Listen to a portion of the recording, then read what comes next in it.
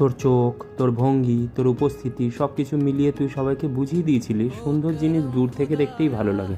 হুট করে কারো কোলে উঠে পড়া, গাল ছেটে দেওয়া এগুলো তোর পছন্দের জিনিস নয়। সেই অধিকার ছিল শুধু তোর বাবি মা আর দিদি ভাইয়ের। দিন গেল, তুই বড় হতে লাগলি। পিনাকি আঙ্কেল তোকে দেখতে এসে বলল খাওয়া কমাতে হবে, দিনে দুবারের বেশি খাওয়া নয়, না হলে বিগি কিন্তু ওবেস হয়ে যাবে। আমি নিয়ম মেনে চলার চেষ্টা করতাম, কিন্তু তোর মা তোকে লুকিয়ে লুকিয়ে খাইয়ে দিত। হাতে নাতে ধরা পড়ে গেল। আমি রেগে গিয়ে বললাম এভাবে খাওয়ালে তো মোটা হয়ে যাবে। তোর মায়ের যুক্তি ছিল আমরা কি দুবার খাই, ও দুবার খেলে খিদে পাবে না, বাচ্চা মানুষ।